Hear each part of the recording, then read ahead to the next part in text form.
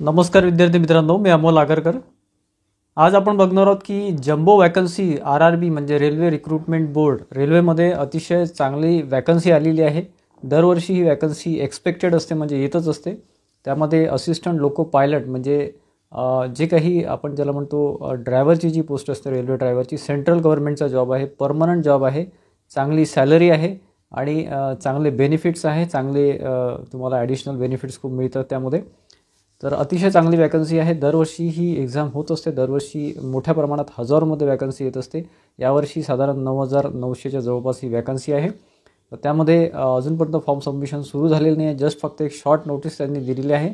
Short नोटीसमध्ये बघा, आपलं जे टेलिग्राम चॅनल आहे इंजिनियर अमोल, त्यावर आपण ती शॉर्ट नोटीस डिस्प्ले केलेली आहे किंवा त्यावर आपण ती दाखवलेली आहे।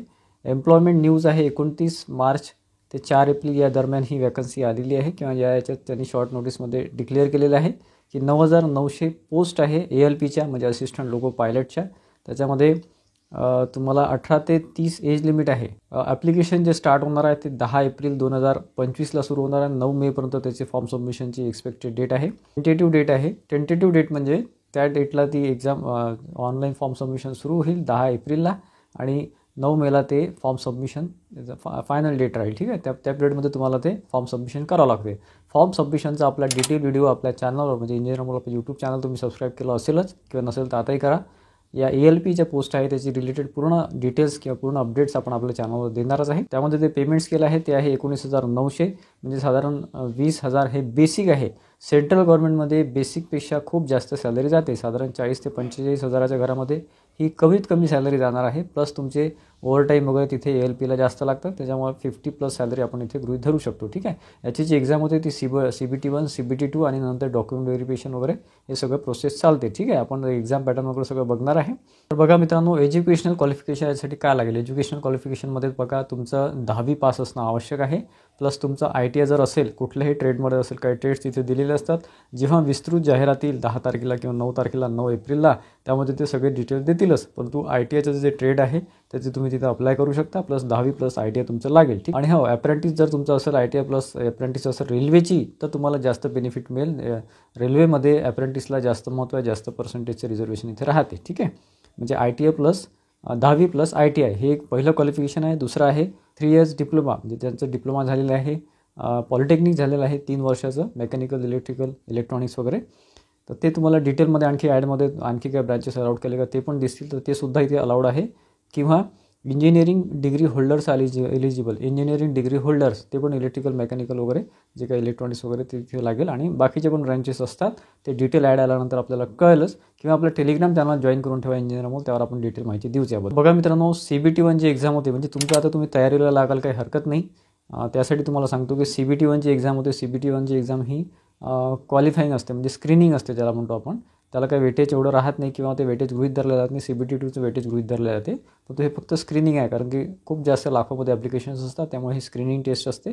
त्यामध्ये मॅथमॅटिक्स, नंतर रिझनिंग, त्यानंतर जनरल सायन्स, जनरल अवेअरनेस, ठीक आहे, असे हे टॉपिक्स राहतात। त्यामध्ये मॅथमॅटिक्स जे आहे ते 20 प्रश्न 20 मार्कासाठी, त्यानंतर मेंटल ॲबिलिटी म्हणजे रिझनिंग जे आहे ते 25 प्रश्न 25 मार्कासाठी, त्यानंतर जनरल सायन्स विषयाचे फिजिक्स, केमिस्ट्री, बायोलॉजी वगैरे किंवा त्या रिलेटेड जे विषय आहेत ते राहतं तुमचे 20 प्रश्न 20 मार्क। आणि जनरल अवेअरनेस म्हणजे जनरल नॉलेज किंवा आपण ज्याला म्हणतो सेंट्रल गव्हर्नमेंटचं जे काही असतं किंवा नॅशनल इंटरनॅशनल लेवलचं, ते 10 प्रश्न 10 मार्क, असे 75 प्रश्न 75 मार्काची ही पहिली टेस्ट असते CBT1। 60 मिनिटाचा वेळ असतो, म्हणजे 1 तासाचा वेळ असतो। मार्किंग सिस्टीम 1 मार्काचा 1 प्रश्न असतो। मॅथमॅटिक्स, रिझनिंग, जनरल सायन्स आणि जनरल अवेअरनेस असा पूर्ण पेपर राहतो। 75 प्रश्न 75 मार्क, 60 मिनिटाचा वेळ असतो CBT1चा। ठीक आहे, CBT1 तुम्ही क्वालिफाय झाले, CBT1 तुम्ही दिली, त्यानंतर तुमचं CBT2 होते। CBT2मध्ये तुमचं बघा पार्ट 1 म्हणजे 2 पार्टमध्ये असते, पार्ट 1 पार्ट 2। त्यामध्ये जनरल इंटेलिजन्स अँड रिझनिंग, परत इथे रिझनिंग आलं, आणि मॅथमॅटिक्स आणि बेसिक सायन्स अँड इंजिनिअरिंग। ठीक आहे, बेसिक सायन्स अँड इंजिनिअरिंग म्हणजे इंजिनिअरिंग ते तुम्हाला विचारणार नाही आहे, सायन्स अँड टेक्नॉलॉजीबद्दल ते विचारणार आहे। तर ते 100 तुमचे क्वेश्चन्स असतात, 90 मिनिटाचा इथे वेळ दिलेला होतो।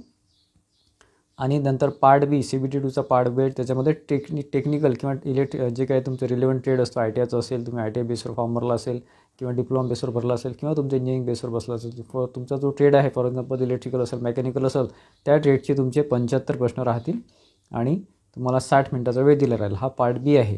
टोटल जे वेळ दिलेला आहे किंवा टोटल जे क्वेश्चन्स आहेत 175 आहे, त्याच्यामध्ये 2.5 तास तुम्हाला दिलेले राहतात. रिलेटेड जी विस्तृत जाहिरात आहे ती 9 तारखेला असा अंदाज आहे किंवा 9 किंवा 10 तारखेला ती आपल्या ऑफिशियल साईटवर RRBच्या ऑफिशियल साईटवर येऊनच जाईल. किंवा आपलीसुद्धा वेबसाईट आहे www.engineeramol.com. यावर सुद्धा तुम्हाला विस्तृत माहिती याबद्दल सिलेबस आहे, कट ऑफ आहे, तुमचं बुक्स रिलेटेड आहे, सगळी इन्फॉर्मेशन मिळून जाईल. 1 2 ते 3 दिवसामध्ये आपण ALP रिलेटेड टेस्ट सिरीज किंवा कोर्सेससुद्धा सुरू करणार आहे.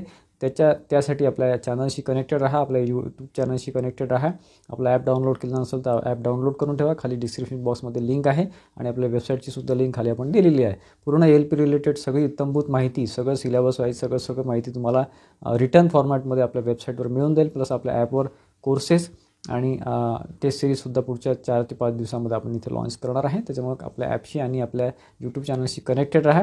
आणि आजचं जे अपडेट आहे ते अतिशय महत्त्वाचं होतं. त्यामध्ये 9,900 वॅकन्सी म्हणजे खूप मोठ्या प्रमाणात वॅकन्सी आली आणि 10 तारखेपासून त्याचं फॉर्म सबमिशन सुरू होईल. फॉर्म सबमिशनचा व्हिडिओसुद्धा आपण आपल्या यूट्यूब चॅनलवर टाकणारच आहे. एक्झामची तयारी तुम्ही सुरू कराल, काही हरकत नाही, कारण की एक्झामला भरपूर वेळ आहे. त्यांनी टेंटेटिव्ह डेट अजून एक्झामची दिलेली नाही आहे, पण फॉर्म सबमिशननंतर 2 ते 3 महिन्यानंतर ही एक्झाम अपेक्षित आहे. किंवा मग ऑगस्टच्या नंतर वगैरे ही एक्झाम होऊ शकते.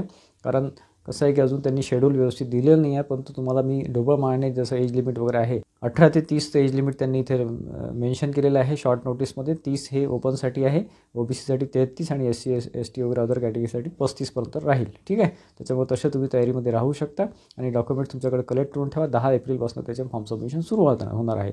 या रिलेटेड सगळी माहिती आपण आपल्या चॅनलवर, आपल्या यूट्यूब चॅनलवर देणारच आहे. त्यासाठी चॅनल सबस्क्राईब केलं नसेल तर सबस्क्राईब करून ठेवा. आणि आजचा व्हिडिओ तुम्हाला आवडला असेल, बऱ्यापैकी बूस्टअप किंवा काहीतरी एक चांगली न्यूज मिळाली असेल, जे सेंट्रल गव्हर्नमेंटच्या एक्झामसाठी तयारी करतात त्यांच्यासाठी अतिशय चांगली न्यूज आहे. त्यामुळे व्हिडिओला लाईक करा आणि जास्तीत जास्त विद्यार्थ्यांमध्ये शेअर करा. धन्यवाद मित्रांनो.